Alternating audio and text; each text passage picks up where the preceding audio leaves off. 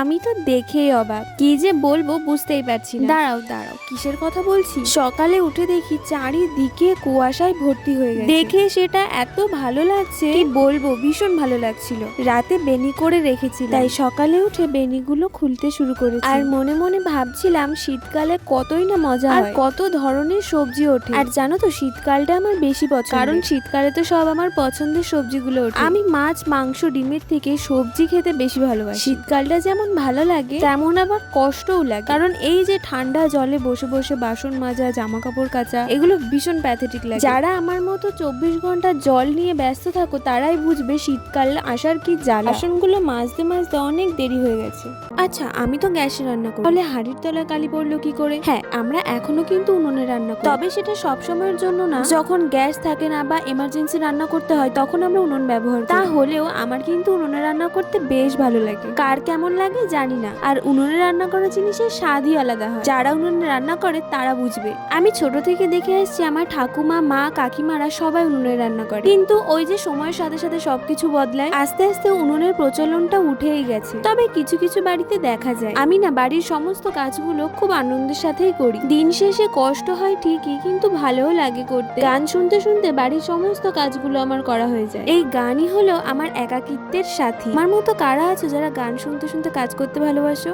আজ থেকে প্রায় 4 মাস আগে এই বিছানা গোছাতে এসে আমার একটা অ্যাক্সিডেন্ট হয়েছিল, তাই যখনই আমি বিছানা গোছাতে আসি না কেন তখনই ওই ঘটনাটার কথা মনে পড়ে যায়। দাঁড়াও বলছি। হয়েছিল কি, রোজকারের মতো সেদিন সকালে উঠে আমি যখন বিছানাটা গোছাতে যাই তখনই আমি বুঝতে পারি যে আমার হাতে কিছু একটা কামড়ে দিয়েছে। পুরো বিছানাটা উলট পালট করে অনেকক্ষণ খোঁজার পরে আমার চোখে পড়ে একটা কাকড়া বিষ। আর যখন আমি দেখতে পাই ততক্ষণের মধ্যে পুরো হাতটা আমার বিষের মতো জ্বালা করছে। তখন আমি কনফার্ম হই যে আমাকে কাকড়া বিছেতেই কামড়েছে। আর সেই মুহূর্তে বাড়িতে কেউ ছিল না। সেই মুহূর্তে কি করব কিছু বুঝতে না পেরে একা একা হসপিটালে চলে গেছিলাম। আর সেখানে গেলেই আমাকে সঙ্গে সঙ্গে অ্যাডমিট রাখে। সত্যি কথা বলতে কি, আমি ভীষণ ঘাবড়েই গেছি, কারণ ওরকম কন্ডিশনে আমি আগে কখনো পড়ি। একা একাই পুরোটা রাত আমি হসপিটালে কাটিয়ে দিয়েছিলাম। সেই দিনের কথা মনে পড়লেই, সেই রাতের ঘটনা মনে পড়লে আজও যেন কেমন মনে হয়। ওই যে আগের ভিডিওতে বললাম যে আমি একা হসপিটালে ভর্তি ছিলাম, সেই কথাটাই বলছি। আসলে বাড়ি কেউ না থাকায় আমার সাথে কেউ থাকতে পারিনি। পুরো জার্নিতে আমি একা ছিলাম। যাই হোক, পুরোনো কথা মনে করে দুঃখ পেয়ে লাভ, যেটা হয়ে গেছে তো হয়ে গেছে। এখন বর্তমানে এগিয়ে যাওয়া। মাঝে মধ্যে হাল ছেড়ে দিতে ইচ্ছা হয়, মনে হয় কি থাক, ইউটিউবে আর ভিডিও দেবো না। কারণ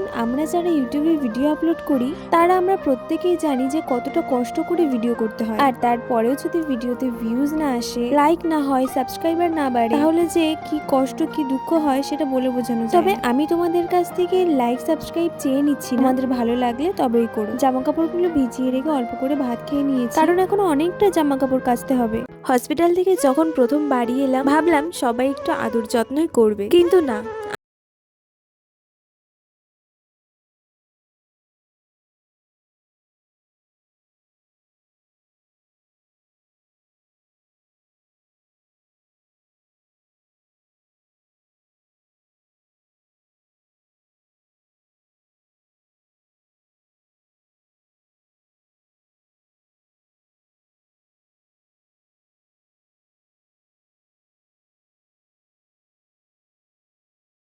প্রাণ দিয়ে চেষ্টা করছি নিজের পায়ে দাঁড়ানো। এক সমুদ্র জলে তো নেমে পড়েছি, কিন্তু জানি না কতদূর পৌঁছাতে পারবো। আমার ভিডিওগুলো ভালো লাগলে তবেই সাবস্ক্রাইব করো, একটা লাইক করো।